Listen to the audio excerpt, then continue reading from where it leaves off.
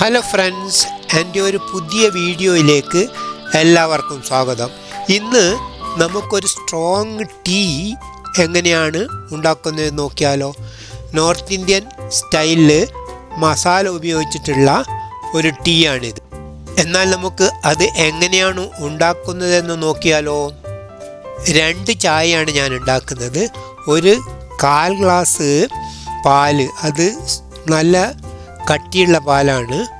പിന്നെ കുറച്ച് ഇഞ്ചി അരിഞ്ഞത്, ഏലക്ക പൊടിച്ചത്, പിന്നെ ഗ്രാമ്പു പൊടിച്ചത്, 3 തുളസിയില. ഇനി ചായപാത്രത്തിൽ 1.5 ഗ്ലാസ് വെള്ളം ഒഴിക്കുക. അതിനുശേഷം ആ ഇഞ്ചി അരിഞ്ഞു വെച്ചത് അതിനോട് ചേർക്കാം. പിന്നെ ഗ്രാമ്പൂ പൊടി ചേർക്കാം. അതിനുശേഷം ഏലക്കപ്പൊടി ചേർക്കാം.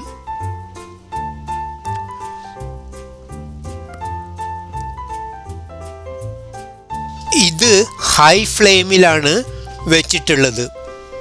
പിന്നെ ഒരു 2.5 സ്പൂണ് ചായപ്പൊടി അതിനോട് ചേർക്കാം. ലീഫാണ് കേട്ടോ.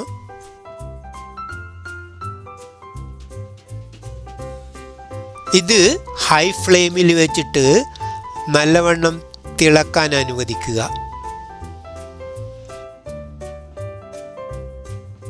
ചായയിൽ വേണമെങ്കിൽ കറുവാപ്പട്ടയും ഇടാം, പക്ഷേ അതിൻ്റെ ടേസ്റ്റ് എനിക്കിഷ്ടമല്ല, അതുകൊണ്ട് ഞാൻ ഉപയോഗിക്കാറില്ല.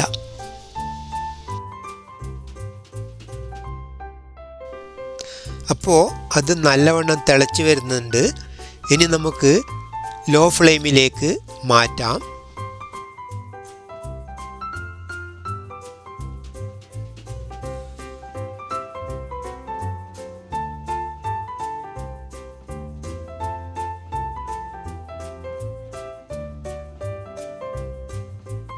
ഒരു 5 മിനിറ്റെങ്കിലും ഇങ്ങനെ തിളക്കാൻ അനുവദിക്കണം. അപ്പോൾ നല്ല സ്ട്രോങ് ആയി വന്നിട്ടുണ്ട്. ഇനി നമുക്ക് ആ പാല് അതിനോട് ചേർക്കാം. എന്നിട്ട് വീണ്ടും തിളക്കാൻ അനുവദിക്കുക. 5 മിനിറ്റെങ്കിലും ഇനിയും അനുവദിക്കണം കേട്ടോ.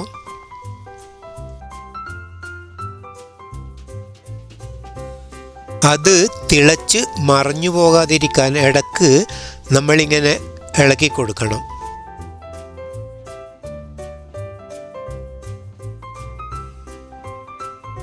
കണ്ടോ, ചായ നല്ല സ്ട്രോങ് ആയിട്ട് അടിപൊളി കളറിലായിട്ട് വരുന്നുണ്ട്.